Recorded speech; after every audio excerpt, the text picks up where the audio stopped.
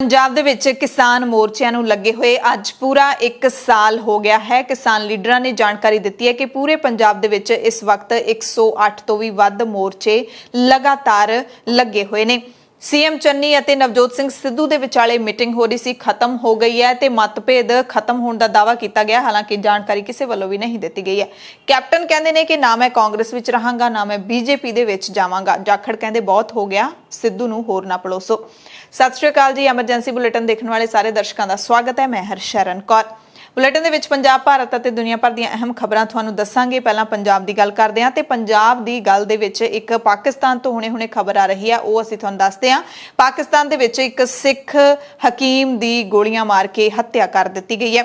ਪਾਕਿਸਤਾਨ ਦੇ ਉੱਤਰ ਪੱਛਮੀ ਸ਼ਹਿਰ ਪਿਸ਼ਾਵਰ ਦੇ ਵਿੱਚ ਅਣਪਛਾਤੇ ਬੰਦੂਕਧਾਰੀਆਂ ਨੇ ਸਿੱਖ ਹਕੀਮ ਸਤਨਾਮ ਸਿੰਘ ਖਾਲਸਾ ਦਾ ਕਤਲ ਕਰ ਦਿੱਤਾ ਹੈ। ਅਣਪਛਾਤੇ ਬੰਦੂਕਧਾਰੀਆਂ ਦੇ ਵੱਲੋਂ ਕਤਲ ਕੀਤਾ ਗਿਆ ਹੈ। ਪੁਲਿਸ ਨੇ ਦੱਸਿਆ ਕਿ 4 ਗੋਲੀਆਂ ਲੱਗਣ ਕਾਰਨ ਸਿੱਖ ਹਕੀਮ ਦੀ ਮੌਕੇ ਤੇ ਹੀ ਮੌਤ ਹੋ ਗਈ। ਕਾਤਲ ਭੱਜਣ ਦੇ ਵਿੱਚ ਕਾਮਯਾਬ ਹੋ ਗਏ। ਹਕੀਮ ਸਤਨਾਮ ਸਿੰਘ ਸ਼ਹਿਰ ਦੇ 4 ਸੱਦਾ ਰੋਡ ਤੇ ਆਪਣਾ ਕਲੀਨਿਕ ਚਲਾਉਂਦਾ ਸੀ। ਕਤਲ ਦੇ ਕਾਰਨਾਂ ਦਾ ਹਾਲੇ ਤੱਕ ਪਤਾ ਨਹੀਂ ਲੱਗ ਸਕਿਆ। ਕਿਸਾਨਾਂ ਦੇ ਮੁੱਦੇ ਤੇ ਸੁਪਰੀਮ ਕੋਰਟ ਨੇ ਕੇਂਦਰ ਸਰਕਾਰ ਅਤੇ ਖੱਟਰ ਸਰਕਾਰ ਨੂੰ ਤਿੱਖੀ ਝਾੜ ਪਾਉਂਦਿਆਂ ਪੁੱਛਿਆ ਕਿ ਹਾਲੇ ਤੱਕ ਸੜਕਾਂ ਖਾਲੀ ਕਿਉਂ ਨਹੀਂ ਹੋਈਆਂ। ਕਿਸਾਨਾਂ ਦੇ ਮੋਰਚੇ ਲੱਗੇ ਹੋਏ ਨੇ, ਕਿਉਂ ਨਹੀਂ ਹੱਲ ਹੋ ਪਾ ਰਿਹਾ ਤੇ ਸੜਕਾਂ ਕਿਉਂ ਨਹੀਂ ਖਾਲੀ ਹੋ ਪਾ ਰਹੀਆਂ। ਮੋਦੀ ਸਰਕਾਰ ਤੇ ਖੱਟਰ ਸਰਕਾਰ ਨੂੰ ਝਾੜ ਪਾਉਂਦਿਆਂ ਪੁੱਛਿਆ ਹੈ। ਵੱਡੀ ਅਦਾਲਤ ਨੇ ਕਿ ਆਖਿਰਕਾਰ ਧਰਨਾਕਾਰੀ ਕਿਸਾਨਾਂ ਤੋਂ ਸੜਕਾਂ ਖਾਲੀ ਕਿਉਂ ਨਹੀਂ ਕਰਵਾਈਆਂ ਗਈਆਂ। ਕਿਸਾਨਾਂ ਦੇ ਵਿਰੋਧ ਕਾਰਨ ਸੜਕਾਂ ਜਾਮ ਕਰਨ ਦੇ ਵਿਰੁੱਧ ਦਾਇਰ ਪਟੀਸ਼ਨ ਤੇ ਸੁਣਵਾਈ ਕਰਦਿਆਂ ਸੁਪਰੀਮ ਕੋਰਟ ਨੇ ਦੁਹਰਾਇਆ ਕਿ ਅਦਾਲਤ ਦੇ ਵੱਲੋਂ ਪਹਿਲਾਂ ਦਿੱਤੀ ਗਈ ਵਿਵਸਥਾ ਨੂੰ ਲਾਗੂ ਕਰਨਾ ਪਏਗਾ। ਅਦਾਲਤ ਨੇ ਕਿਹਾ ਕਿ ਸਰਕਾਰ ਇਹ ਨਹੀਂ ਕਹਿ ਸਕਦੀ ਕਿ ਅਸੀਂ ਕੁਝ ਕਰ ਨਹੀਂ ਸਕਦੇ, ਸਾਡੇ ਹੱਥ ਵਸ ਕੁਝ ਨਹੀਂ ਹੈ। ਅਦਾਲਤ ਨੇ ਕਿਹਾ ਕਿ ਸੜਕਾਂ ਬੰਦ ਹੋਣ ਕਰਕੇ ਮਾਲੀਆ ਇਕੱਠਾ ਨਹੀਂ ਹੋ ਰਿਹਾ, ਟੋਲ ਪਲਾਜ਼ਾ ਬੰਦ ਪਏ ਨੇ, ਲੋਕਾਂ ਨੂੰ ਮੁਸ਼ਕਿਲਾਂ ਆ ਰਹੀਆਂ ਨੇ ਤੇ ਹਾਈਵੇ ਤੇ ਸੜਕਾਂ ਇਸ ਤਰ੍ਹਾਂ ਜਾਮ ਨਹੀਂ ਰੱਖੇ ਜਾ ਸਕਦੇ। ਅਦਾਲਤ ਨੇ ਕਿਹਾ ਕਿ ਜਿਵੇਂ ਪਹਿਲਾਂ ਵੀ ਅਸੀਂ ਕਿਹਾ ਸੀ ਕਿ ਇਹ ਤੁਸੀਂ ਮਸਲਾ ਹੱਲ ਕਰੋ ਤੇ ਹੁਣ ਤੁਸੀਂ ਇਸ ਨੂੰ ਕਰ ਦਿਓ। ਅਦਾਲਤ ਨੇ ਇਹ ਵੀ ਕਿਹਾ ਕਿ ਕਿਸਾਨਾਂ ਨੂੰ ਸ਼ਿਕਾਇਤਾਂ ਹੋ ਸਕਦੀਆਂ ਨੇ, ਪਰ ਹੁਣ ਸੜਕਾਂ ਤੇ ਫਸੇ ਲੋਕ ਵੀ ਕਿਸਾਨਾਂ ਦੇ ਵਿਰੁੱਧ ਸ਼ਿਕਾਇਤਾਂ ਕਰ ਰਹੇ ਨੇ। ਇਸ ਮਸਲੇ ਤੇ ਫਿਰ ਸਰਕਾਰ ਦੇ ਵੱਲੋਂ ਸੋਲਿਸਿਟਰ ਜਨਰਲ ਤੁਸ਼ਾਰ ਮਹਿਤਾ ਨੇ ਕਿਹਾ ਕਿ ਸਰਕਾਰ ਨੇ ਕਮੇਟੀਆਂ ਬਣਾਈਆਂ ਨੇ, ਕਿਸਾਨਾਂ ਨੂੰ ਚਰਚਾ ਲਈ ਸੱਦਿਆ, ਪਰ ਉਹਨਾਂ ਨੇ ਇਹ ਕਹਿੰਦਿਆਂ ਇਨਕਾਰ ਕਰ ਦਿੱਤਾ ਕਿ ਅਸੀਂ ਇਸ ਮਾਮਲੇ ਵਿੱਚ ਧਿਰ ਨਹੀਂ ਹਾਂ। ਹਾਲਾਂਕਿ ਸੁਣਵਾਈ ਦੇ ਦੌਰਾਨ ਸੁਪਰੀਮ ਕੋਰਟ ਨੇ ਇਹ ਵੀ ਕਿਹਾ ਕਿ ਕਿਸਾਨਾਂ ਨੂੰ ਧਿਰ ਬਣਾਇਆ ਜਾਵੇ। ਹਾਲੇ ਕਿਸਾਨਾਂ ਨੇ ਇਸ ਤੇ ਕੋਈ ਜਵਾਬ ਨਹੀਂ ਦਿੱਤਾ। ਪੰਜਾਬ ਪਹੁੰਚੇ ਦਿੱਲੀ ਦੇ ਮੁੱਖ ਮੰਤਰੀ ਅਤੇ ਆਮ ਆਦਮੀ ਪਾਰਟੀ ਦੇ ਸੁਪਰੀਮੋ ਅਰਵਿੰਦ ਕੇਜਰੀਵਾਲ ਨੇ ਆਪਣੀਆਂ 6 ਨਵੀਆਂ ਗਰੰਟੀਆਂ ਦਾ ਐਲਾਨ ਕਰ ਦਿੱਤਾ ਹੈ। ਪਹਿਲੀ ਗਰੰਟੀ ਮੁਫਤ ਬਿਜਲੀ ਦੀ ਸੀ ਤੇ ਹੁਣ ਸਿਹਤ ਨੂੰ ਲੈ ਕੇ 6 ਗਰੰਟੀਆਂ ਐਲਾਨੀਆਂ ਨੇ। ਵਿਧਾਨ ਸਭਾ ਚੋਣਾਂ 2022 ਦੇ ਮੱਦੇਨਜ਼ਰ ਪੰਜਾਬ ਦੇ ਕਿਸਾਨਾਂ ਨੂੰ ਚਾਰਟ ਤੇ ਲਾਉਣ ਦੇ ਲਈ ਇਹ ਹੋਰ ਜਿਹੜੇ ਐਲਾਨ ਕੀਤੇ ਨੇ ਤੁਹਾਨੂੰ ਦੱਸਦੇ ਹਾਂ। ਸਾਰੀਆਂ ਪੰਜਾਬ ਦੇ ਹਰ ਬੰਦੇ ਨੂੰ ਮੁਫਤ ਅਤੇ ਵਧੀਆ ਇਲਾਜ ਹੈ ਜਿਹੜਾ ਉਹ ਦਿੱਤਾ ਜਾਏਗਾ। ਇਹ ਪਹਿਲੀ ਗਰੰਟੀ ਦਿੱਤੀ ਹੈ। ਸਾਰੀਆਂ ਦਵਾਈਆਂ, ਟੈਸਟ, ਇਲਾਜ ਮੁਫਤ ਹੋਵੇਗਾ। ਦਿੱਲੀ ਨੂੰ ਵੀ ਕਹਿੰਦੇ ਅਸੀਂ ਮੁਫਤ ਦਵਾਈਆਂ, ਇਲਾਜ ਦੇ ਰਹੇ ਹਾਂ ਤੇ ਪੰਜਾਬ ਦੇ ਹਰ ਵਿਅਕਤੀ ਨੂੰ ਹੈਲਥ ਕਾਰਡ ਹੈ ਜਿਹੜਾ ਉਹ ਦਿੱਤਾ ਜਾਵੇਗਾ। ਪੰਜਾਬ ਦੇ ਵਿੱਚ ਜੇ ਕਿਸੇ ਦਾ 10 ਤੋਂ 20 ਲੱਖ ਦਾ ਵੀ ਕਹਿੰਦੇ ਆਪਰੇਸ਼ਨ ਹੈ ਤਾਂ ਵੀ ਅਸੀਂ ਸਰਕਾਰੀ ਹਸਪਤਾਲ ਦੇ ਵਿੱਚ ਮੁਫਤ ਕਰਾਂਗੇ। ਵੱਡਾ ਐਲਾਨ ਹੈ ਜਿਹੜਾ ਉਹ ਕੇਜਰੀਵਾਲ ਨੇ ਕੀਤਾ।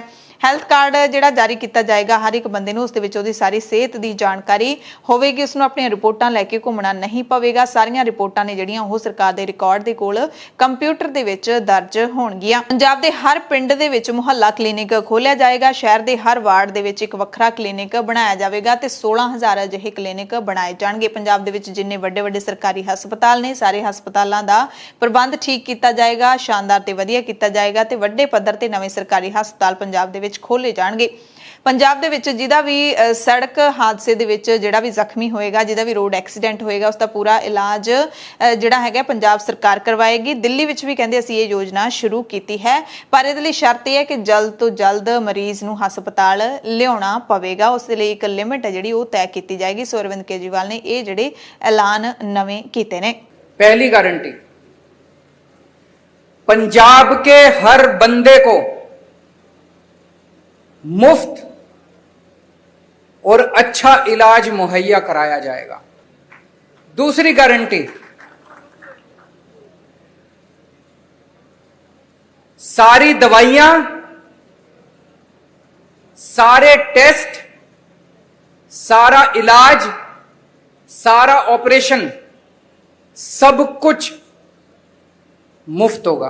तीसरी गारंटी, हर पंजाब के व्यक्ति को एक हेल्थ कार्ड जारी किया जाएगा।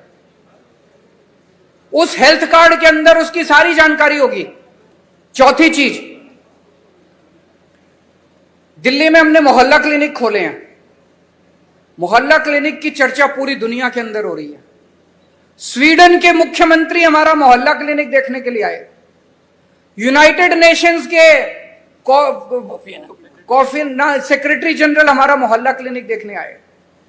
उस किस्म का मोहल्ला क्लिनिक अब पंजाब के हर पिंड में खोला जाएगा, पिंड क्लिनिक बनाया जाएगा। 5वीं गारंटी, जितने सरकारी अस्पताल हैं बड़े बड़े पंजाब के अंदर, उन सारे अस्पतालों को ठीक किया जाएगा।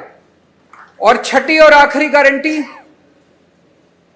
दिल्ली में हमने योजना चालू की है, अगर किसी का एक्सीडेंट हो जाए अस्पताल में एडमिट करा दो, चाहे बगल में जितना भी बड़े से बड़ा अस्पताल है, महंगे से महंगा अस्पताल है, आदमी की जान बचाना जरूरी है, उसमें जाके उसको एडमिट करा दो, उसका सारा खर्चा दिल्ली सरकार देती है। ਆਮ ਆਦਮੀ ਪਾਰਟੀ ਦੇ ਵੱਲੋਂ ਪੰਜਾਬ ਦੇ ਵਿੱਚ ਮੁੱਖ ਮੰਤਰੀ ਦਾ ਚਿਹਰਾ ਕਿਹੜਾ ਹੋਏਗਾ, ਇਸ ਤੇ ਵੀ ਅਰਵਿੰਦ ਕੇਜਰੀਵਾਲ ਨੇ ਉਹੀ ਗੋਲਮੋਲ ਜਵਾਬ ਦਿੱਤਾ, ਕਿਉਂਕਿ ਇਸ ਵਾਰ ਵੀ ਅਰਵਿੰਦ ਕੇਜਰੀਵਾਲ ਦੇ ਹੱਥ ਦੇ ਵਿੱਚ ਕੋਈ ਨਾਮ ਨਹੀਂ ਸੀ। ਇਸ ਕਰਕੇ ਉਹਨਾਂ ਨੇ ਇੱਕ ਦਿਨ ਦੋਵੇਂ ਦਿਨਾਂ ਦੇ ਵਿੱਚ ਜਦੋਂ ਸਵਾਲ ਪੁੱਛੇ ਗਏ ਪੰਜਾਬ ਦੇ ਵਿੱਚ ਸੀਐਮ ਦੇ ਚਿਹਰੇ ਨੂੰ ਲੈ ਕੇ, ਤਾਂ ਉਹਨਾਂ ਨੇ ਉਹੀ ਜਵਾਬ ਰਟਾਇਆ ਦਿੱਤਾ।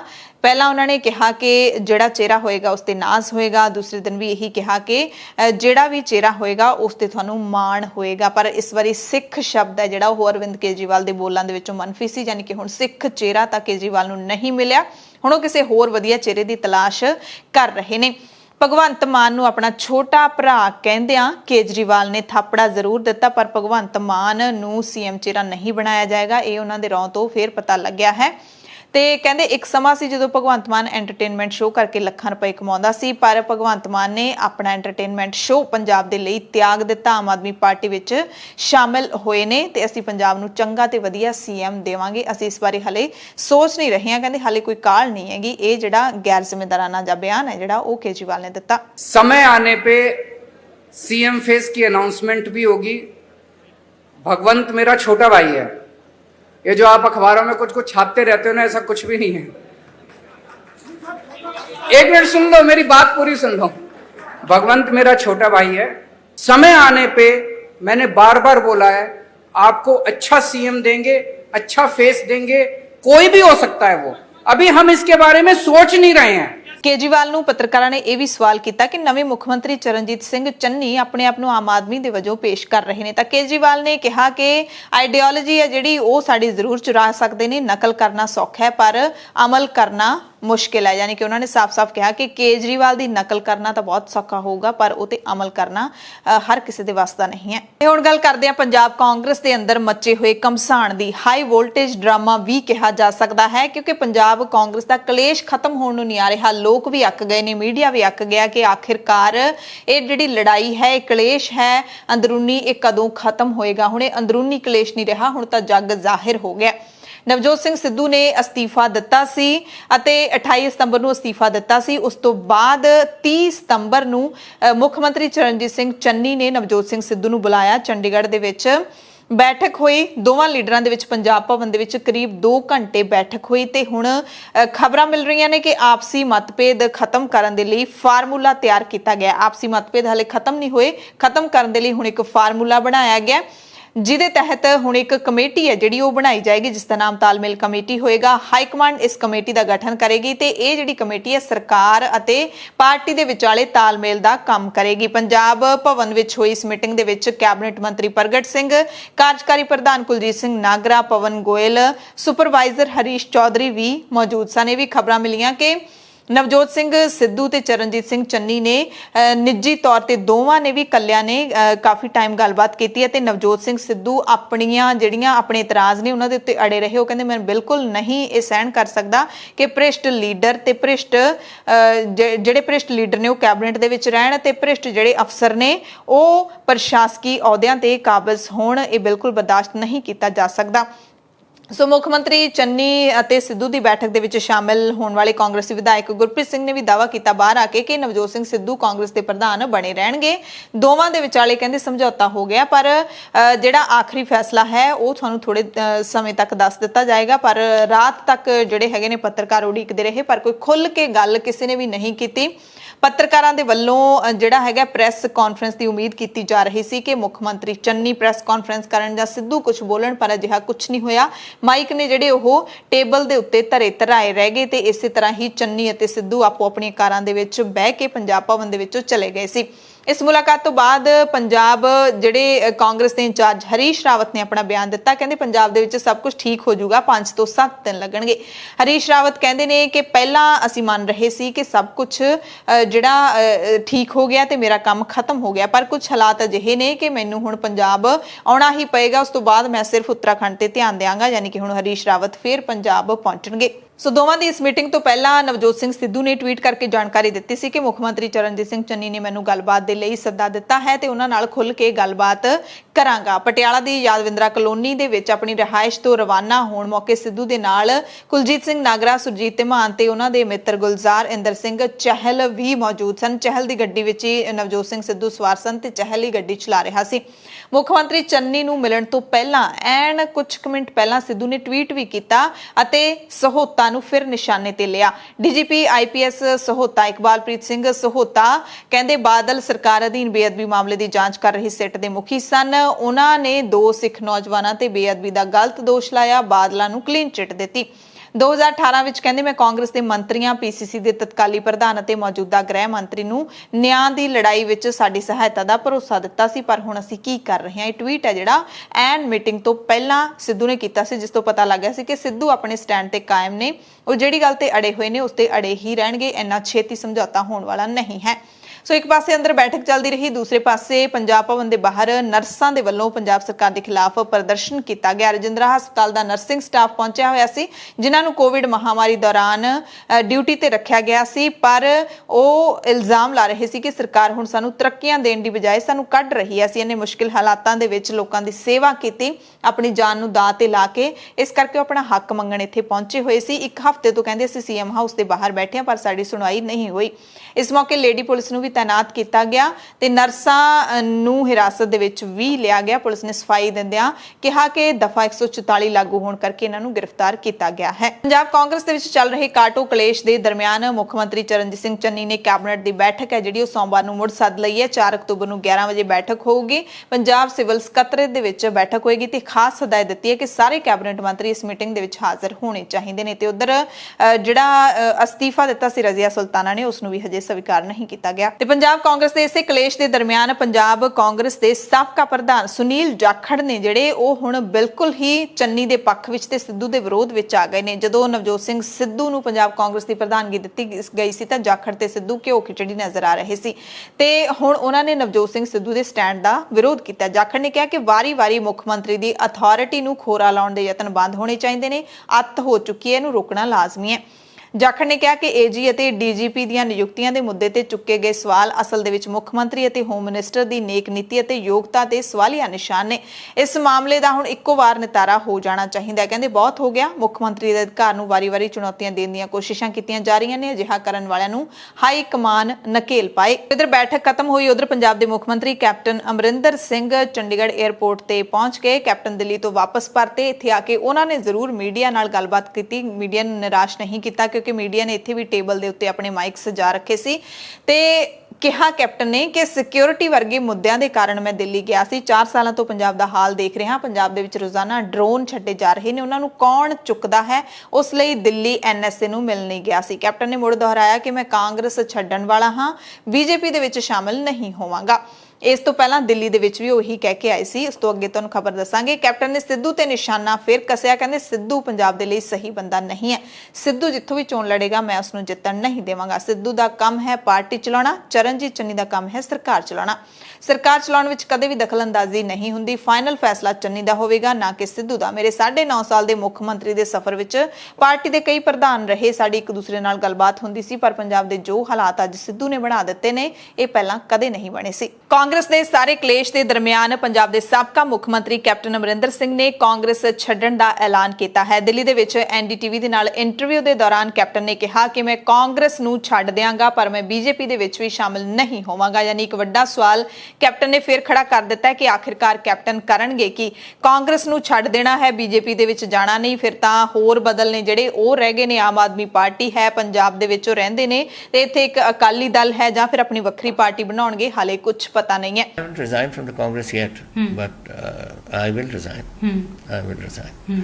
I am not one of those who takes a decision, like on the split second. One has to think of various pros and cons and various things. But I can tell you that I am not going to stay with the Congress. And BJP last. No, I am not staying with the BJP. I am not going with the BJP. BJP you are not joining? No, I am not joining BJP. Captain Amarinder Singh Punjab ਪਰਤ ਆਏ ਤੇ captain ਨੇ ਨਵਜੋਤ ਸਿੰਘ ਸਿੱਧੂ ਤੇ ਵੀ ਨਿਸ਼ਾਨਾ ਕੱਸਦਿਆਂ ਉਹਨਾਂ ਨੂੰ ਬਚਕਾਨਾ ਬੰਦਾ ਕਰਾਰ ਦਿੱਤਾ। ਉਹਨਾਂ ਕਿਹਾ ਕਿ 52 ਸਾਲ ਤੋਂ ਮੈਂ ਸਿਆਸਤ ਦੇ ਵਿੱਚ ਆ, ਮੇਰੇ ਨਾਲ ਮਾੜਾ ਵਿਵਹਾਰ ਕੀਤਾ ਗਿਆ ਹੈ ਹਾਈ ਕਮਾਂਡ ਦੇ ਵੱਲੋਂ। ਸਵੇਰੇ 10:30 ਵਜੇ ਕਾਂਗਰਸ ਪ੍ਰਧਾਨ ਨੇ ਮੈਨੂੰ ਕਿਹਾ ਸੀ ਅਸਤੀਫਾ ਦੇ ਦਿਓ, ਮੈਂ ਕੋਈ ਸਵਾਲ ਨਹੀਂ ਪੁੱਛਿਆ। 4 ਵਜੇ ਅਸਤੀਫਾ ਲੈ ਕੇ ਰਾਜਪਾਲ ਦੇ ਕੋਲੇ ਪਹੁੰਚ ਗਿਆ ਸੀ। ਕਹਿੰਦੇ ਜੇਕਰ 50 ਸਾਲ ਬਾਅਦ ਵੀ ਤੁਸੀਂ ਮੇਰੇ ਤੇ ਸ਼ੱਕ ਕਰਦੇ ਹੋ ਫਿਰ ਮੇਰੀ ਭਰੋਸੇਯੋਗਤਾ ਦਾਅ ਤੇ ਹੈ। ਜਦੋਂ ਵਿਸ਼ਵਾਸ ਹੀ ਨਹੀਂ ਤਾਂ ਪਾਰਟੀ ਵਿੱਚ ਰਹਿਣ ਦੀ ਤੁੱਕ ਹੀ ਨਹੀਂ ਬਣਦੀ। ਉਹਨਾਂ ਕਿਹਾ ਕਿ ਮੈਂ ਹਾਲੇ ਕਾਂਗਰਸ ਵਿੱਚੋਂ ਅਸਤੀਫਾ ਨਹੀਂ ਦਿੱਤਾ ਪਰ ਤੁਸੀਂ ਉੱਥੇ ਕਿਵੇਂ ਰਹਿ ਸਕਦੇ ਹੋ ਜਿੱਥੇ ਤੁਹਾਡੇ ਤੇ ਭਰੋਸਾ ਨਹੀਂ ਹੈ। ਮੈਂ ਕਾਂਗਰਸ ਛੱਡ ਦਿਆਂਗਾ। ਹੁਣ ਦੇਖਣਾ ਹੋਏਗਾ ਕਿ ਕਾਂਗਰਸ ਹਾਈਕਮਾਨ ਕੈਪਟਨ ਨੂੰ ਮਨਾਉਣ ਦੇ ਵਿੱਚ ਕਿੰਨੀ ਕੁ ਕਾਮਯਾਬ ਹੁੰਦੀ ਹੈ ਜਾਂ ਫਿਰ ਨਹੀਂ ਹੁੰਦੀ। ਕੈਪਟਨ ਅਮਰਿੰਦਰ ਸਿੰਘ ਦੇ ਇਸ ਬਿਆਨ ਤੋਂ ਬਾਅਦ ਬੀਜੇਪੀ ਦੇ ਕੌਮੀ ਬੁਲਾਰੇ ਆਰਪੀ ਸਿੰਘ ਨੇ ਕਿਹਾ ਕਿ ਕੈਪਟਨ ਅਮਰਿੰਦਰ ਸਿੰਘ ਰਾਸ਼ਟਰਵਾਦੀ ਹਨ ਤੇ ਕੋਈ ਵੀ ਰਾਸ਼ਟਰਵਾਦੀ ਵਿਅਕਤੀ ਕਾਂਗਰਸ ਦੇ ਵਿੱਚ ਰਹਿ ਹੀ ਨਹੀਂ ਸਕਦਾ। ਬੀਜੇਪੀ ਦੇ ਵਿੱਚ ਨਾ ਸ਼ਾਮਿਲ ਹੋਣ ਦੇ ਬਿਆਨ ਤੇ ਉਹਨਾਂ ਨੇ ਕਿਹਾ ਕਿ ਸਾਰੇ ਰਾਸ਼ਟਰਵਾਦੀਆਂ ਦਾ ਬੀਜੇਪੀ ਦੇ ਵਿੱਚ ਅਸੀਂ ਸਵਾਗਤ ਕਰਦੇ ਹਾਂ। ਹੁਣ ਕਨ੍ਹਈਆ ਕੁਮਾਰ ਵਰਗੇ ਲੋਕ ਕਾਂਗਰਸ ਦੇ ਵਿੱਚ ਸ਼ਾਮਿਲ ਹੋ ਗਏ ਨੇ ਤਾਂ ਬਾਕੀ ਸਾਰੇ ਰਾਸ਼ਟਰਵਾਦੀਆਂ ਨੂੰ ਵੀ ਸੋਚ ਲੈਣਾ ਚਾਹੀਦਾ ਜਿਵੇਂ ਕੈਪਟਨ ਨੇ ਸੋਚ ਲਿਆ। ਦਿੱਲੀ ਦੇ ਵਿੱਚ ਵੱਡੇ ਲੀਡਰਾਂ ਦੇ ਨਾਲ ਕਿਉਂਕਿ ਅਜੀਤ ਡੋਵਾਲ ਦੇ ਨਾਲ ਵੀ ਕੈਪਟਨ ਨੇ ਮੁਲਾਕਾਤ ਕੀਤੀ ਹੈ। ਇੱਕ ਦਿਨ ਪਹਿਲਾਂ ਅਮਿਤ ਸ਼ਾਹ ਦੇ ਨਾਲ ਮੁਲਾਕਾਤ ਕੀਤੀ ਸੀ। ਇਹਨਾਂ ਮੁਲਾਕਾਤਾਂ ਤੋਂ ਬਾਅਦ ਪੰਜਾਬ ਦੇ ਵਿੱਚ ਬੀਜੇਪੀ ਦੇ ਲੀਡਰ ਹਰਜੀਤ ਗਰੇਵਾਲ ਨੇ ਆਪਣਾ ਬਿਆਨ ਦਿੱਤਾ ਹੈ। ਉਹਨਾਂ ਕਿਹਾ ਕਿ ਜਿਹੜੇ ਸਾਬਕਾ ਮੁੱਖ ਮੰਤਰੀ ਕੈਪਟਨ ਹੈਗੇ ਨੇ ਉਹਨਾਂ ਨੂੰ ਬੀਜੇਪੀ ਦੇ ਵਿੱਚ ਕੋਈ ਵੱਡੀ ਜ਼ਿੰਮੇਵਾਰੀ ਮਿਲ ਸਕਦੀ ਹੈ। ਹਾਲਾਂਕਿ ਕੈਪਟਨ ਤਾਂ ਕਹਿ ਰਹੇ ਨੇ ਕਿ ਮੈਂ ਬੀਜੇਪੀ ਦੇ ਵਿੱਚ ਸ਼ਾਮਿਲ ਨਹੀਂ ਹੋਵਾਂਗਾ ਤੇ ਗਰੇਵਾਲ ਕਹਿ ਰਹੇ ਨੇ ਕਿ ਵੱਡੀ ਜ਼ਿੰਮੇਵਾਰੀ ਮਿਲ ਸਕਦੀ ਹੈ। ਗ੍ਰਹਿ ਮੰਤਰੀ ਅਮਿਤ ਸ਼ਾਹ ਨਾਲ ਮੁਲਾਕਾਤ ਹੋਣ ਤੋਂ ਬਾਅਦ ਕਹਿੰਦੇ ਪ੍ਰਧਾਨ ਮੰਤਰੀ ਮੋਦੀ ਨਾਲ ਵੀ ਮੁਲਾਕਾਤ ਹੋ ਸਕਦੀ ਹੈ, ਇਹ ਕਿਹਾ ਸੀ ਹਰਜੀਤ ਗਰੇਵਾਲ ਨੇ। ਪਰ ਦੁਪਹਿਰ ਵੇਲੇ ਕਿਹਾ ਸੀ, ਉਸ ਤੋਂ ਬਾਅਦ ਸ਼ਾਮ ਨੂੰ ਕੈਪਟਨ ਵਾਪਸ ਆ ਗਏ ਸੀ। ਗਰੇਵਾਲ ਨੇ ਕਿਹਾ ਕਿ ਕੈਪਟਨ ਅਮਰਿੰਦਰ ਸਿੰਘ ਖੇਤੀ ਕਾਨੂੰਨਾਂ ਦੇ ਮੁੱਦੇ ਨੂੰ ਸੁਲਝਾ ਸਕਦੇ ਨੇ। ਇਹ ਵੀ ਕਿਹਾ ਕਿ ਕੈਪਟਨ ਅਮਰਿੰਦਰ ਸਿੰਘ ਤੋਂ ਸਾਨੂੰ ਬਹੁਤ ਕੁਝ ਸਿੱਖਣ ਨੂੰ ਮਿਲੇਗਾ ਜੇ ਉਹ ਪਾਰਟੀ ਦੇ ਵਿੱਚ ਆ ਜਾਂਦੇ ਨੇ। ਪੰਜਾਬ ਤੇ ਦੇਸ਼ ਨੂੰ ਕੈਪਟਨ ਦਾ ਲਾਭ ਲੈਣਾ ਚਾਹੀਦਾ ਹੈ। ਕਹਿੰਦੇ ਕੈਪਟਨ ਲੀਡਰਾਂ ਨੂੰ ਕਿਸਾਨਾਂ ਨੂੰ ਸਮਝਾ ਕੇ ਮਨਾ ਲੈਣਗੇ। ਉਹ ਜਿਹੜੇ ਸਿਆਸੀ ਲੀਡਰ ਨੇ ਉਹਨਾਂ ਨੂੰ ਵੀ ਸਮਝਾ ਸਕਦੇ ਨੇ ਤੇ ਕਿਸਾਨਾਂ ਨੂੰ ਵੀ।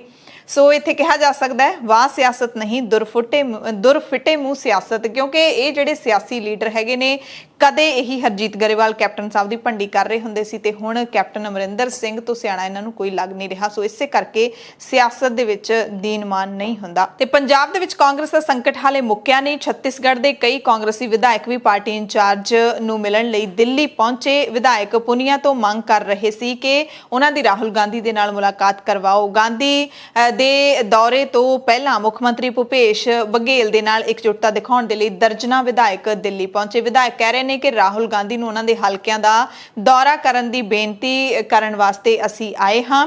ਬਘੇਲ ਦੇ ਵਫਾਦਾਰਾਂ ਦੇ ਵਿੱਚੋਂ ਇੱਕ ਬ੍ਰਹਿਸਪਤੀ ਸਿੰਘ ਨੇ ਕਿਹਾ ਕਿ ਸੂਬੇ ਦੇ ਵਿੱਚ ਲੀਡਰਸ਼ਿਪ ਦੀ ਤਬਦੀਲੀ ਕਰਨ ਦੀ ਕੋਈ ਲੋੜ ਨਹੀਂ ਹੈ ਕਿਉਂਕਿ ਸਾਰੇ ਵਿਧਾਇਕ ਮੁੱਖ ਮੰਤਰੀ ਦੇ ਨਾਲ ਨੇ। ਸੂਬੇ ਦੇ ਵਿੱਚ ਮੁੱਖ ਮੰਤਰੀ ਤੇ ਸਿਹਤ ਮੰਤਰੀ TS ਸਹਿੰਦੇਓ ਨਾਲ 36 ਦਾ ਅੰਕੜਾ ਚੱਲ ਰਿਹਾ ਹੈ। ਉਧਰ ਸੀਨੀਅਰ ਕਾਂਗਰਸੀ ਲੀਡਰ ਆਨੰਦ ਸ਼ਰਮਾ ਨੇ ਸਾਬਕਾ ਕੇਂਦਰੀ ਮੰਤਰੀ ਕਪਿਲ ਸ਼ਰਮਾ ਦੀ ਰਿਹਾਇਸ਼ ਦੇ ਬਾਹਰ ਪਾਰਟੀ ਵਰਕਰਾਂ ਦੇ ਵਿਰੋਧ ਦੀ ਨਿੰਦਾ ਕਰਦੇ ਹੋਏ ਕਿਹਾ ਕਿ ਪਾਰਟੀ ਪ੍ਰਧਾਨ ਸੋਨੀਆ ਗਾਂਧੀ ਨੂੰ ਹੁੱਲੜਬਾਜ਼ੀ ਕਰਨ ਵਾਲੇ ਲੋਕਾਂ ਦੇ ਖਿਲਾਫ ਕਾਰਵਾਈ ਕਰਨੀ ਚਾਹੀਦੀ ਹੈ। ਉਹਨਾਂ ਟਵੀਟ ਕੀਤਾ ਕਿ ਕਪਿਲ ਸਿੱਬਲ ਦੇ ਘਰ ਦੇ ਬਾਹਰ ਹਮਲਾ ਤੇ ਹੁੱਲੜਬਾਜ਼ੀ ਬਾਰੇ ਸੁਣ ਕੇ ਮੈਂ ਹੈਰਾਨ ਤੇ ਦੁਖੀ ਹਾਂ। ਨਿੰਦਨਯੋਗ ਕਾਰਵਾਈ ਪਾਰਟੀ ਦੇ ਲਈ ਬਦਨਾਮੀ ਹੈ, ਇਸ ਦੀ ਸਖਤ ਨਿੰਦਿਆ ਹੋਣੀ ਚਾਹੀਦੀ ਹੈ। ਉਹਨਾਂ ਕਿਹਾ ਕਿ ਮੈਂ ਕਾਂਗਰਸ ਪ੍ਰਧਾਨ ਸੋਨੀਆ ਗਾਂਧੀ ਨੂੰ ਸਖਤ ਕਾਰਵਾਈ ਕਰਨ ਦੀ ਬੇਨਤੀ ਕਰਦਾ। ਦਰਅਸਲ ਕਾਂਗਰਸ ਦੇ ਸੀਨੀਅਰ ਲੀਡਰ ਕਪਿਲ ਸਿੱਬਲ ਨੇ ਇੱਕ ਦਿਨ ਪਹਿਲਾਂ ਕਾਂਗਰਸ ਦੇ ਜਿਹੜੇ ਹਾਲਾਤ ਚੱਲ ਰਹੇ ਨੇ ਉਹਨਾਂ ਤੇ ਬਿਆਨ ਦਿੱਤਾ ਸੀ। ਉਸ ਤੋਂ ਬਾਅਦ ਸਿੱਬਲ ਦੇ ਘਰ ਦੇ ਬਾਹਰ ਕਾਂਗਰਸ ਵਰਕਰਾਂ ਨੇ ਪ੍ਰੋਟੈਸਟ ਕੀਤਾ ਸੀ, ਹੱਲਾ ਗੁੱਲਾ ਕੀਤਾ ਸੀ। ਪੰਜਾਬ ਦੇ ਵਿੱਚ ਹਾਲੇ ਰੇਲਾਂ ਨਹੀਂ ਰੁਕਣਗੀਆਂ। ਪੰਜਾਬ ਸਰਕਾਰ ਦੇ ਵੱਲੋਂ ਭਰੋਸਾ ਮਿਲਣ ਤੋਂ ਬਾਅਦ ਕਿਸਾਨ ਮਜ਼ਦੂਰ ਸੰਘਰਸ਼ ਕਮੇਟੀ ਨੇ ਰੇਲ ਰੋਕੋ ਸੰਘਰਸ਼ 20 ਅਕਤੂਬਰ ਤੱਕ ਮੁਲਤਵੀ ਕਰ ਦਿੱਤਾ ਹੈ। ਡਿਪਟੀ ਮੁੱਖ ਮੰਤਰੀ ਸੁਖਜਿੰਦਰ ਸਿੰਘ ਰੰਧਾਵਾ ਦੇ ਨਾਲ ਬੁੱਧਵਾਰ ਨੂੰ ਬੈਠਕ ਹੋਈ ਸੀ ਤਾਂ ਉਹਨਾਂ ਨੇ ਕਿਹਾ ਸੀ ਕਿ ਵੀਰਵਾਰ ਨੂੰ ਅਸੀਂ ਕੋਈ ਫੈਸਲਾ ਲਵਾਂਗੇ ਕਿ ਰੇਲਾਂ ਰੋਕਣੀਆਂ ਨੇ ਜਾਂ ਫਿਰ ਨਹੀਂ ਰੋਕਣੀਆਂ। ਰੰਧਾਵਾ ਨੇ ਜਥੇਬੰਦੀ ਨੂੰ ਅਪੀਲ ਕੀਤੀ ਸੀ ਕਿ ਸਾਨੂੰ 20 ਦਿਨ ਦਾ ਸਮਾਂ ਦੇ ਦਿਓ, ਅਸੀਂ ਸਾਰੇ ਮਸਲੇ ਹੱਲ ਕਰ ਦਿਆਂਗੇ।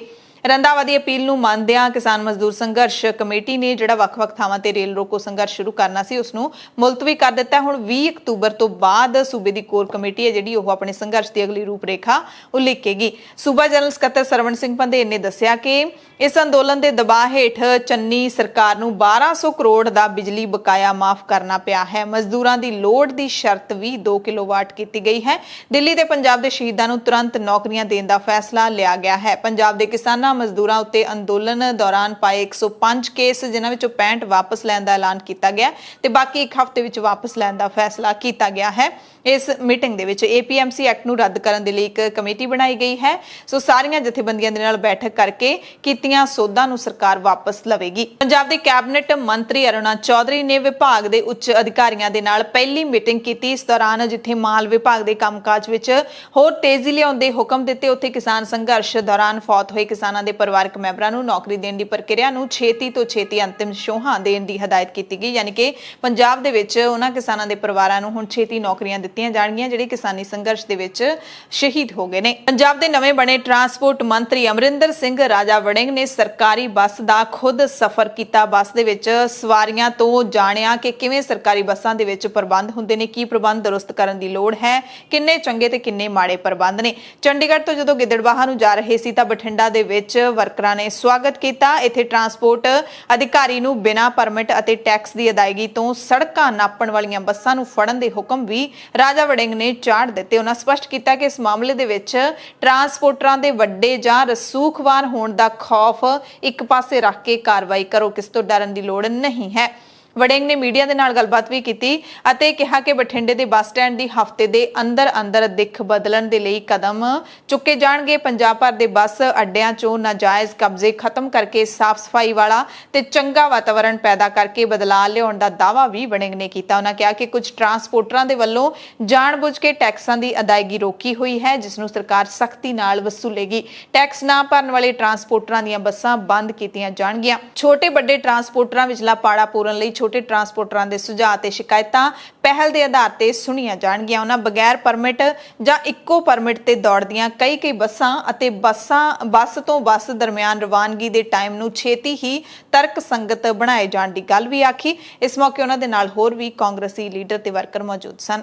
ਬਠਿੰਡਾ ਦੇ ਵਿੱਚ ਤਾਂ ਰਾਜਾ ਵੜਿੰਗ ਦਾ ਕਾਫੀ ਸਵਾਗਤ ਹੋਇਆ, ਪਰ ਜਦੋਂ ਉਹ ਆਪਣੇ ਹਲਕੇ ਦੇ ਵਿੱਚ ਪਹੁੰਚੇ ਤਾਂ ਪਿੰਡ ਭਲਾਈਆਣਾ ਦੇ ਗੁਰਦੁਆਰਾ ਸ਼੍ਰੀ ਗੁਪਤਸਰ ਸਾਹਿਬ ਪਹੁੰਚ ਕੇ ਉਹਨਾਂ ਨੇ ਮੱਥਾ ਟੇਕ ਕੇ ਆਸ਼ੀਰਵਾਦ ਲਿਆ, ਸਿਰੋਂ ਪਾਉ ਵੀ ਮਿਲਿਆ। ਪਰ ਇੱਥੇ ਕਿਸਾਨਾਂ ਨੇ ਰਾਜਾ ਵੜਿੰਗ ਨੂੰ ਘੇਰ ਲਿਆ।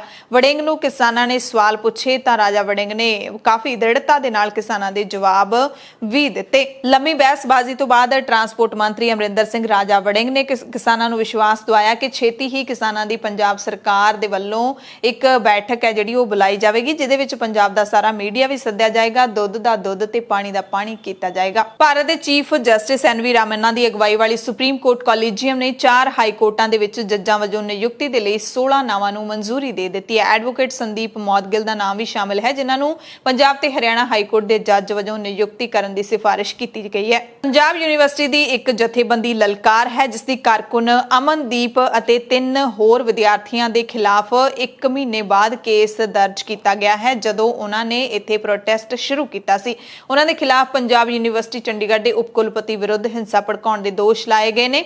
ਅਮਨ ਨੇ ਕਿਹਾ ਹੈ ਕਿ ਯੂਨੀਵਰਸਿਟੀ ਨੂੰ BJP ਅਤੇ ਸੰਘ ਤੋਂ ਬਚਾਉਣ ਦੇ ਲਈ ਅਸੀਂ ਲਗਾਤਾਰ ਸੰਘਰਸ਼ ਕਰ ਰਹੇ ਹਾਂ। ਇਸੇ ਕਰਕੇ ਸਾਨੂੰ ਡੱਕਣ ਦੀ ਕੋਸ਼ਿਸ਼ ਕੀਤੀ ਜਾ ਰਹੀ ਹੈ, ਪਰ ਅਸੀਂ ਸੰਘਰਸ਼ ਤੋਂ ਪਿੱਛੇ ਨਹੀਂ ਹਟਾਂਗੇ। ਅਸੀਂ ਯੂਨੀਵਰਸਿਟੀ ਨੂੰ ਕੇਂਦਰ ਸਰਕਾਰ ਦੇ ਵੱਲੋਂ ਸੰਘ ਦੇ ਰਾਹੀਂ ਕਬਜ਼ੇ ਵਿੱਚ ਲੈਣ ਦੀ ਜਿਹੜੀ ਕੋਸ਼ਿਸ਼ ਕੀਤੀ ਜਾ ਰਹੀ ਹੈ, ਉਸ ਕੋਸ਼ਿਸ਼ ਨੂੰ ਕਾਮਯਾਬ ਨਹੀਂ ਹੋਣ ਦਿਆਂਗੇ। ਤੇ ਵਿਦਿਆਰਥੀਆਂ ਨੇ ਇਹਨਾਂ ਪਰਚਿਆਂ ਨੂੰ ਝੂਠੇ ਪਰਚੇ ਦੱਸਦੇ ਹੋਏ ਰੱਦ ਕਰਨ ਦੀ ਮੰਗ ਕੀਤੀ ਹੈ ਤੇ ਇਸ ਮੰਗ ਨੂੰ ਲੈ ਕੇ 1 ਅਕਤੂਬਰ ਨੂੰ ਸਵੇਰੇ 11:30 ਵਜੇ VC ਦਫ਼ਤਰ ਦੇ ਮੂਹਰੇ ਵੱਖ-ਵੱਖ ਵਿਦਿਆਰਥੀ ਜਥੇਬੰਦੀਆਂ ਦੇ ਵੱਲੋਂ ਰੋਸ ਮੁਜ਼ਾਹਰਾ ਵੀ ਕੀਤਾ ਜਾਏਗਾ। ਲੋਕਾਂ ਨੂੰ ਵੀ ਸੱਦਾ ਦਿੱਤਾ ਗਿਆ ਹੈ ਇਸ ਮੁਜ਼ਾਹਰੇ ਦੇ ਵਿੱਚ ਸ਼ਾਮਿਲ ਹੋਣ ਦੇ ਲਈ। ਪੰਜਾਬ ਸਰਕਾਰ ਨੇ 1 ਅਕਤੂਬਰ ਤੋਂ ਸੂਬੇ ਦੇ ਵਿੱਚ ਝੋਨੇ ਦੀ ਖਰੀਦ ਸ਼ੁਰੂ ਕਰਨ ਦੇ ਹੁਕਮ ਜਾਰੀ ਕਰ ਦਿੱਤੇ ਨੇ। ਸੋ ਹੁਣ ਸ਼ੁੱਕਰਵਾਰ ਨੂੰ ਝੋਨੇ ਦੀ ਸਰਕਾਰੀ ਖਰੀਦ ਸ਼ੁਰੂ ਹੋ ਜਾਏਗੀ ਮੰਡੀਆਂ ਦੇ ਵਿੱਚ। ਖੁਰਾਕ ਤੇ ਸਪਲਾਈ ਮੰਤਰੀ ਭਾਰਤ ਭੂਸ਼ਣ ਆਸ਼ੂ ਨੇ ਕਿਹਾ ਕਿ ਪੰਜਾਬ ਸਰਕਾਰ ਕਿਸਾਨਾਂ ਦਾ ਦਾਣਾ ਮੰਡੀਆਂ ਦੇ ਵਿੱਚੋਂ ਚੁੱਕ ਲਵੇਗੀ, ਯਾਨੀ ਕਿ ਹਰ ਕਿਸੇ ਦਾ ਝੋਨਾ ਖਰੀਦਿਆ ਜਾਵੇਗਾ। ਉਹਨਾਂ ਕਿਹਾ ਕਿ ਮੁੱਖ ਮੰਤਰੀ ਚੰਨੀ ਦੇ ਯਤਨਾਂ ਸਦਕਾ ਝੋਨੇ ਦੀ ਖਰੀਦ ਸ਼ੁਰੂ ਹੋਣ ਤੋਂ ਪਹਿਲਾਂ ਹੀ ਸੂਬੇ ਨੂੰ CCL ਮਿਲ ਗਈ ਹੈ, ਯਾਨੀ ਕਿ ਕੈਸ਼ ਕ੍ਰੈਡਿਟ ਲਿਮਿਟ ਜਿਹੜੀ ਮਿਲਦੀ ਹੁੰਦੀ ਹੈ।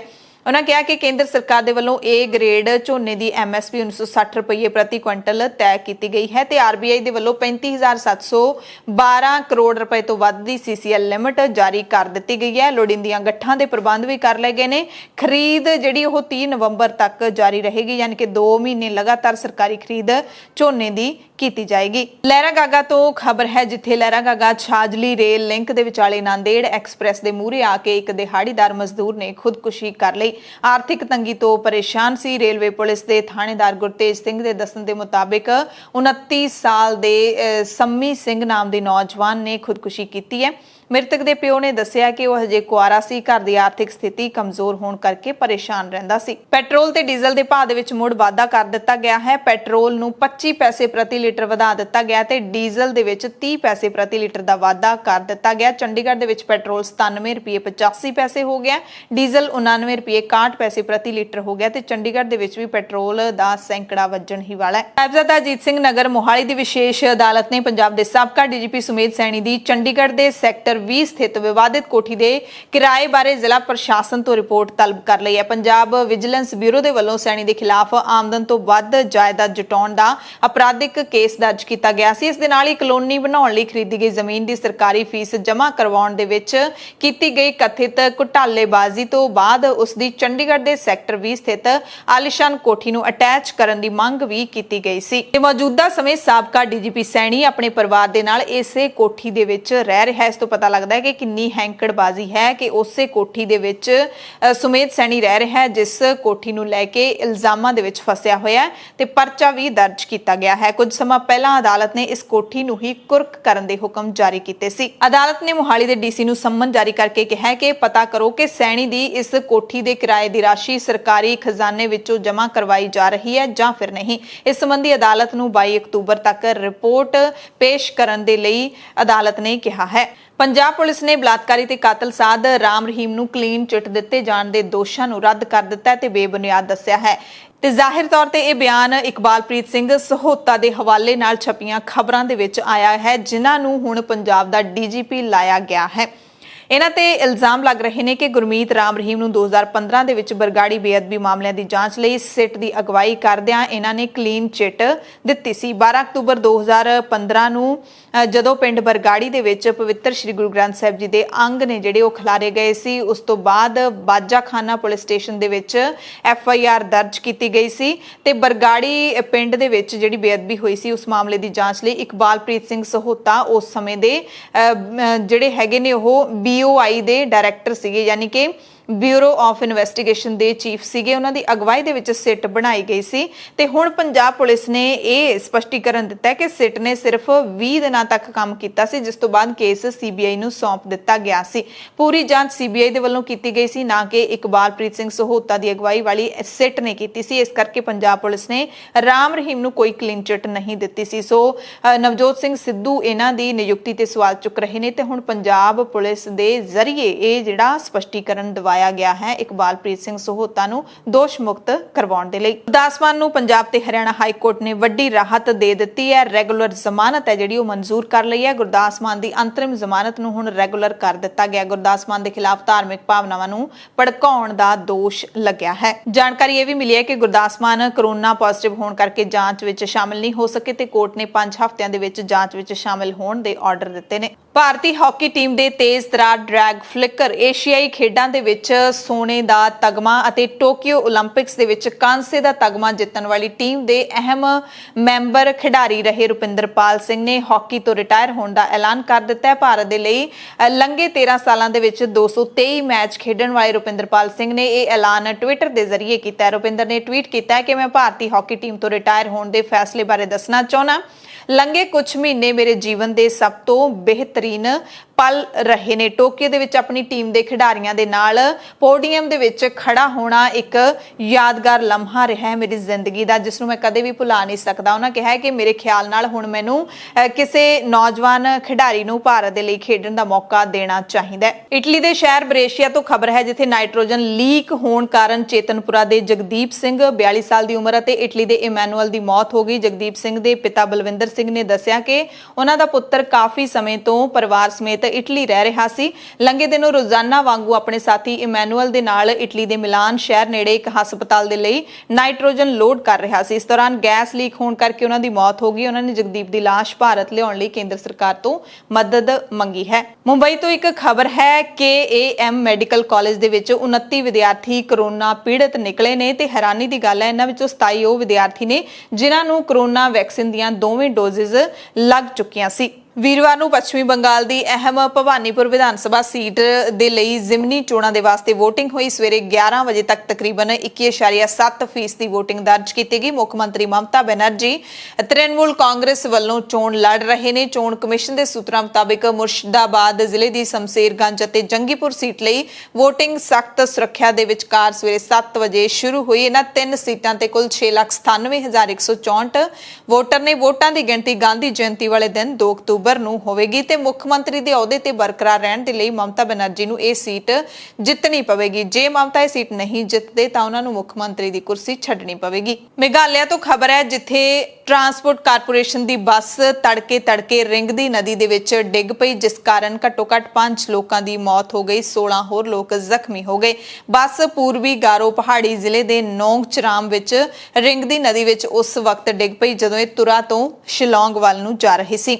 ਕੋਲਕਾਤਾ ਤੋਂ ਵੀ ਹਾਦਸੇ ਦੀ ਇੱਕ ਖਬਰ ਹੈ। ਇੱਥੇ ਭਾਰੀ ਮੀਂਹ ਕਾਰਨ ਇਮਾਰਤ ਡਿੱਗੀ ਤੇ ਇੱਥੇ 2 ਜਣਿਆਂ ਦੀ ਮੌਤ ਹੋ ਗਈ। ਉੱਤਰੀ ਕੋਲਕਾਤਾ ਦੀ ਅਹੀਰੀ ਟੋਲਾ ਲੇਨ ਦੇ ਵਿੱਚ ਇਹ ਹਾਦਸਾ ਵਾਪਰਿਆ ਹੈ। ਕੁਝ ਹੋਰ ਲੋਕ ਜ਼ਖਮੀ ਵੀ ਹੋਏ ਨੇ। ਮੰਗਲਵਾਰ ਸ਼ਾਮ ਤੋਂ ਪੈ ਰਹੇ ਮੀਂਹ ਕਾਰਨ ਮਹਾਨਗਰ ਦੇ ਕਈ ਹਿੱਸਿਆਂ ਦੇ ਵਿੱਚ ਪਾਣੀ ਜਮ੍ਹਾਂ ਹੋ ਗਿਆ। ਜਨ ਜੀਵਨ ਇੱਥੇ ਪਟੜੀਆਂ ਲੈ ਗਿਆ। ਪੁਲਿਸ ਅਧਿਕਾਰੀਆਂ ਮੁਤਾਬਿਕ ਘਟਨਾ ਸਵੇਰੇ 6:40 ਤੇ ਵਾਪਰੀ। ਵੀਰਵਾਰ ਨੂੰ ਇਲਾਕਾ ਸ਼ਹਿਰ ਦੇ ਸਭ ਤੋਂ ਪੁਰਾਣੇ ਇਲਾਕਿਆਂ ਦੇ ਵਿੱਚੋਂ ਇੱਕ ਹੈ। ਮੀਂਹ ਦੀ ਗੱਲ ਕਰ ਲਈਏ ਤਾਂ ਮੀਂਹ ਮੁੰਬਈ ਦੇ ਵਿੱਚ ਹੀ ਨਹੀਂ ਬਲਕਿ ਪੰਜਾਬ ਦੇ ਵੀ ਕਈ ਹਿੱਸਿਆਂ ਦੇ ਵਿੱਚ ਮੀਂਹ ਪੈ ਰਿਹਾ ਹੈ, ਖਾਸ ਕਰਕੇ ਮੋਹਾਲੀ ਅਤੇ ਚੰਡੀਗੜ੍ਹ ਤੇ ਨਾਲ ਲੱਗਦੇ ਖੇਤਰਾਂ ਦੇ ਵਿੱਚ। ਮੌਸਮ ਵਿਭਾਗ ਦੇ ਮੁਤਾਬਿਕ ਚੰਡੀਗੜ੍ਹ ਦੇ ਵਿੱਚ 2 ਅਕਤੂਬਰ ਤੱਕ ਮੀਂਹ ਹੈ ਜਿਹੜਾ ਉਹ ਪੈਂਦਾ ਰਹੇਗਾ। ਮੌਸਮ ਕਿਉਂਕਿ ਹੁਣ ਬਦਲ ਰਿਹਾ ਹੈ ਤੇ ਹੌਲੀ-ਹੌਲੀ ਹੈ ਜਿਹੜੀ 15 ਅਕਤੂਬਰ ਲੰਘਣ ਤੋਂ ਬਾਅਦ ਠੰਡ ਹੈ ਜਿਹੜੀ ਉਹ ਵੀ ਪੈਣੀ ਸ਼ੁਰੂ ਹੋ ਜਾਏਗੀ। ਗੋਆ ਦੇ ਸਾਬਕਾ ਮੁੱਖ ਮੰਤਰੀ ਲੁਈਜ਼ੀਨੋ ਫਲੇਰੋ ਕਾਂਗਰਸ ਛੱਡਣ ਤੋਂ 2 ਦਿਨ ਬਾਅਦ ਤ੍ਰਿਣਮੂਲ ਕਾਂਗਰਸ ਯਾਨੀ ਕਿ TMC ਮਮਤਾ ਬੈਨਰਜੀ ਦੀ ਜਿਹੜੀ ਕਾਂਗਰਸ ਹੈ ਉਸ ਦੇ ਵਿੱਚ ਸ਼ਾਮਿਲ ਹੋ ਗਏ ਨੇ। ਉਹਨਾਂ ਨੇ TMC ਜਨਰਲ ਸਕੱਤਰ ਅਭਿਸ਼ੇਕ ਬੈਨਰਜੀ ਦੀ ਹਾਜ਼ਰੀ ਦੇ ਵਿੱਚ ਪਾਰਟੀ ਵਿੱਚ ਸ਼ਮੂਲੀਅਤ ਕੀਤੀ। ਇਸ ਮੌਕੇ ਸੌਗਾਤਾ ਰਾਏ ਤੇ ਸੁਬਰਤਾ ਮੁਖਰਜੀ ਵੀ ਹਾਜ਼ਰ ਸਨ। ਫਲੇਰੋ ਨੇ ਕਿਹਾ ਕਿ ਸ਼ੁਰੂ ਤੋਂ ਹੀ ਮੈਂ ਕਾਂਗਰਸੀ ਹਾਂ, ਉਹੀ ਵਿਚਾਰਧਾਰਾ ਤੇ ਸਿਧਾਂਤ ਨੇ। ਜਦੋਂ ਮੈਂ TMC ਦੇ ਵਿੱਚ ਸ਼ਾਮਿਲ ਹੋ ਰਿਹਾ ਤਾਂ ਮੇਰਾ ਸੁਪਨਾ ਕਾਂਗਰਸ ਪਰਿਵਾਰ ਨੂੰ ਇਕਜੁੱਟ ਕਰਨਾ ਹੈ। ਮੈਂ ਇਹ ਯਕੀਨੀ ਬਣਾਉਣ ਦੀ ਕੋਸ਼ਿਸ਼ ਕਰਾਂਗਾ ਕਿ ਕਾਂਗਰਸ ਪਰਿਵਾਰ ਮੁੜ ਤੋਂ ਇਕੱਠਾ ਹੋਵੇ। ਮੇਰਾ ਮਕਸਦ BJP ਨੂੰ ਹਰਾਉਣਾ ਹੈ, ਯਾਨੀ ਕਿ ਇਹ ਕਾਂਗਰਸ ਪਾਰਟੀ ਅਤੇ ਜਿਹੜੀ ਤ੍ਰਿਣਮੂਲ ਕਾਂਗਰਸ ਹੈ ਉਸ ਨੂੰ ਇਕੱਠਾ ਕਰਨਾ ਚਾਹੁੰਦੇ ਨੇ। ਭਾਰਤੀ ਫੌਜ ਦੇ ਵੱਲੋਂ ਮੁਕਾਬਲੇ ਦੌਰਾਨ ਜਿਉਂਦੇ ਫੜੇ ਗਏ ਇੱਕ ਨੌਜਵਾਨ, ਜਿਸ ਨੂੰ ਭਾਰਤੀ ਫੌਜ ਪਾਕਿਸਤਾਨੀ ਅੱਤਵਾਦੀ ਦੱਸ ਰਹੀ ਹੈ, ਉਸਨੇ ਗੁਆਂਢੀ ਮੁਲਕ ਵਿੱਚ ਬੈਠੇ ਆਪਣੇ ਹੈਂਡਲਰਾਂ ਨੂੰ ਕਿਹਾ ਹੈ ਕਿ ਮੈਨੂੰ ਮੇਰੀ ਮਾਂ ਦੇ ਕੋਲੇ ਵਾਪਸ ਲਿਜਾਇਆ ਜਾਵੇ। ਅਲੀ ਬਾਬਰ ਪਾਤਰਾ ਇਸ ਦਾ ਨਾਮ ਹੈ।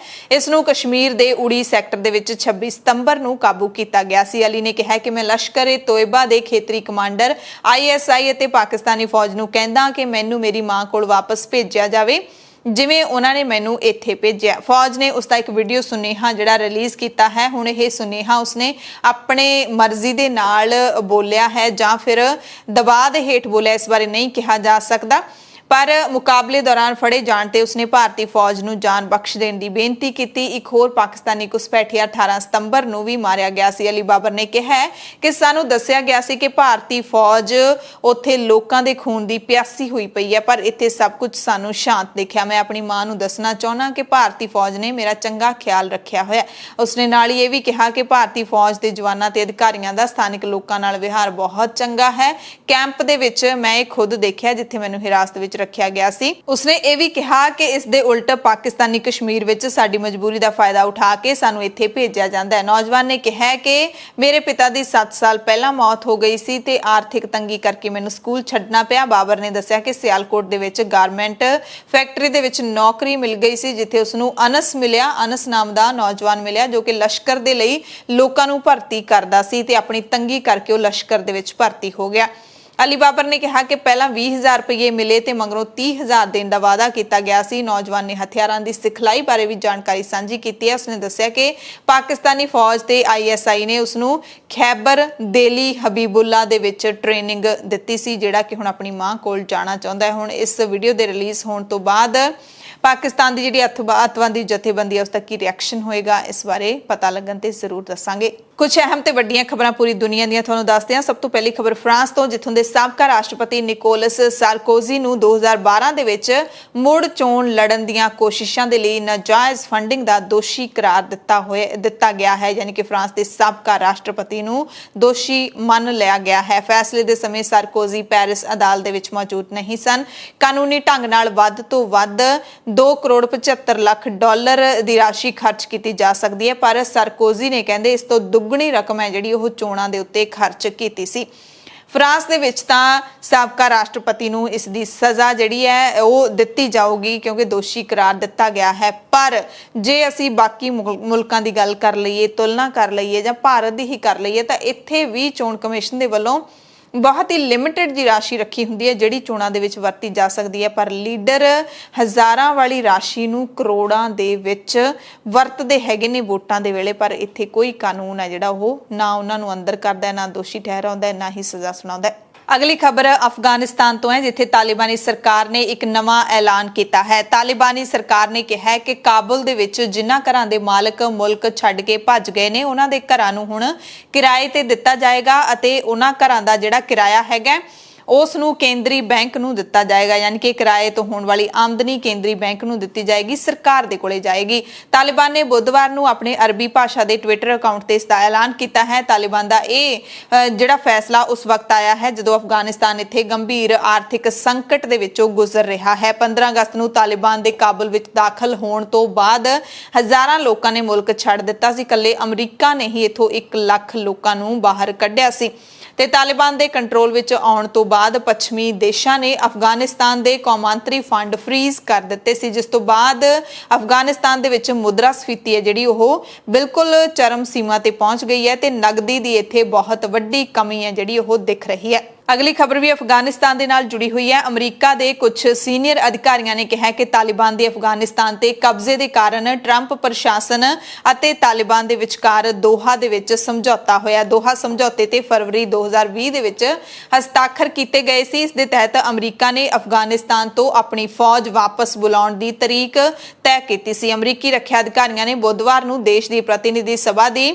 ਆਰਮਡ ਸਰਵਿਸਿਜ਼ ਕਮੇਟੀ ਦੀ ਗਵਾਹੀ ਦੇ ਵਿੱਚ ਇਹ ਟਿੱਪਣੀਆਂ ਕੀਤੀਆਂ ਨੇ ਤੇ ਇਸ ਮੌਕੇ US ਸੈਂਟਰਲ ਕਮਾਂਡ ਦੇ ਮੁਖੀ ਜਨਰਲ ਫਰੈਂਕ ਮੈਂਕੇਜ਼ੀ ਨੇ ਕਿਹਾ ਕਿ ਅਫਗਾਨ ਸਰਕਾਰ ਅਤੇ ਸਾਡੀ ਫੌਜ ਤੇ ਇਸ ਸਮਝੌਤੇ ਦਾ ਪ੍ਰਤੀਕੂਲ ਅਸਰ ਪਿਆ। ਅਮਰੀਕਾ ਦੇ ਰੱਖਿਆ ਸਕੱਤਰ ਲਾਇਡ ਆਸਟਨ ਨੇ ਸਹਿਮਤੀ ਜਤਾਉਂਦੇ ਹੋਏ ਕਿਹਾ ਕਿ ਇਸ ਸਮਝੌਤੇ ਦੇ ਨਾਲ ਤਾਲਿਬਾਨ ਨੂੰ ਮਜ਼ਬੂਤ ਹੋਣ ਦੇ ਵਿੱਚ ਮਦਦ ਮਿਲੀ। ਯਾਨੀ ਕਿ ਅਫਗਾਨਿਸਤਾਨ ਤੋਂ ਫੌਜ ਬੁਲਾਉਣ ਦਾ ਜਿਹੜਾ ਫੈਸਲਾ ਸੀ ਉਹ ਟਰੰਪ ਨੇ ਲਿਆ ਸੀ, ਟਰੰਪ ਪ੍ਰਸ਼ਾਸਨ ਨੇ। ਉਸ ਤੋਂ ਬਾਅਦ ਹੀ ਤਾਲਿਬਾਨ ਉੱਥੇ ਮਜ਼ਬੂਤ ਹੋਇਆ ਤੇ ਅੱਜ ਸਰਕਾਰ ਬਣਾ ਕੇ ਬੈਠਾ ਹੈ। ਪਾਕਿਸਤਾਨ ਨੇ ਕਿਹਾ ਕਿ ਅਫਗਾਨਿਸਤਾਨ ਦੀ ਤਾਲਿਬਾਨੀ ਸਰਕਾਰ ਨੂੰ ਤਕਨੀਕੀ, ਵਿੱਤੀ ਤੇ ਹੋਰ ਸਮਰਥਨ ਦੇਣ ਦੇ ਵਿੱਚ ਸਾਨੂੰ ਮੁਸ਼ਕਿਲ ਆ ਰਹੀ ਹੈ ਕਿਉਂਕਿ ਹਾਲੇ ਤੱਕ ਉੱਥੋਂ ਦੀ ਸਰਕਾਰ ਨੂੰ ਕੌਮਾਂਤਰੀ ਮਾਨਤਾ ਨਹੀਂ ਮਿਲੀ ਹੈ। ਇਸ ਬਾਰੇ ਪਾਕਿਸਤਾਨ ਦੇ ਵਿੱਚ ਉੱਚ ਪੱਧਰੀ ਬੈਠਕ ਵੀ ਹੋਈ ਹੈ। ਅਫਗਾਨਿਸਤਾਨ ਖੁਰਾਕ ਯਾਨੀ ਕਿ ਖਾਣ ਪੀਣ ਵਾਲੀਆਂ ਵਸਤੂਆਂ ਦੇ ਗੰਭੀਰ ਸੰਕਟ ਦੇ ਨਾਲ ਜੂਝ ਰਿਹਾ ਹੈ। ਇੱਕ ਮੀਡੀਆ ਰਿਪੋਰਟ ਦੇ ਮੁਤਾਬਿਕ ਅਫਗਾਨ ਪ੍ਰਸ਼ਾਸਨ ਦੇ ਵਿੱਚੋਂ ਵੱਡੇ ਵਿੱਤੀ ਤੇ ਤਕਨੀਕੀ ਮਾਹਿਰਾਂ ਦੇ ਨਿਕਲਣ ਕਾਰਨ ਵੱਡੀ ਚੁਣੌਤੀ ਇੱਥੇ ਬਣੀ ਹੋਈ ਹੈ। ਕਈ ਸੰਸਥਾਵਾਂ ਨੇ ਕੰਮ ਕਰਨਾ ਬੰਦ ਕਰ ਦਿੱਤਾ ਹੈ। ਬਿਜਲੀ ਤੇ ਸਿਹਤ ਸੇਵਾਵਾਂ ਵੀ ਪ੍ਰਭਾਵਿਤ ਹੋਈਆਂ ਨੇ। ਜੇ ਕੌਮਾਂਤਰੀ ਮਾਨਤਾ ਤਾਲਿਬਾਨ ਨੂੰ ਨਾ ਮਿਲੀ ਅਤੇ ਉਹਨਾਂ ਦੇ ਜਿਹੜੇ ਫ੍ਰੀਜ਼ ਹੋਏ ਫੰਡ ਨੇ ਉਹ ਨਾ ਬਹਾਲ ਕੀਤੇ ਗਏ ਜਾਂ ਫਿਰ ਕਿਸੇ ਨੇ ਮਦਦ ਨਾ ਦਿੱਤੀ ਤਾਂ ਅਫਗਾਨਿਸਤਾਨ ਦੇ ਵਿੱਚ ਆਉਣ ਵਾਲੇ ਦਿਨਾਂ ਦੇ ਵਿੱਚ ਹਾਹਾਕਾਰ ਵੀ ਮਚ ਸਕਦੀ ਹੈ। ਇੱਥੇ ਸਭ ਤੋਂ ਵੱਡੀ ਹਾਹਾਕਾਰ ਖੁਰਾਕੀ ਪਦਾਰਥਾਂ ਦੀ ਥੁੜ ਨੂੰ ਲੈ ਕੇ ਮਚ ਸਕਦੀ ਹੈ ਕਿਉਂਕਿ ਜਦੋਂ ਇਨਸਾਨ ਦਾ ਢਿੱਡ ਹੀ ਨਹੀਂ ਭਰੂਗਾ, ਉਸਨੂੰ ਢਿੱਡ ਭਰਨ ਵਾਸਤੇ ਚੀਜ਼ਾਂ ਨਹੀਂ ਮਿਲਣਗੀਆਂ ਬਾਜ਼ਾਰ ਦੇ ਵਿੱਚੋਂ, ਤਾਂ ਜ਼ਾਹਿਰ ਤੌਰ ਤੇ ਇਨਸਾਨ ਸਭ ਤੋਂ ਵੱਧ ਰੌਲਾ ਉਦੋਂ ਹੀ ਪਾਉਂਦਾ ਹੁੰਦਾ ਹੈ। ਅਗਲੀ ਖਬਰ ਰੂਸ ਤੋਂ ਹੈ, ਜਿਸਨੇ YouTube ਨੂੰ ਬਲੌਕ ਕਰਨ ਦੀ ਧਮਕੀ ਦੇ ਦਿੱਤੀ ਹੈ। YouTube ਨੇ ਰੂਸ ਦੇ ਸਰਕਾਰੀ ਬ੍ਰਾਡਕਾਸਟਰ RT ਦਾ ਜਰਮਨੀ ਭਾਸ਼ਾ ਵਾਲਾ ਚੈਨਲ ਆਪਣੀ ਸਾਈਟ ਤੋਂ ਹਟਾ ਦਿੱਤਾ ਸੀ।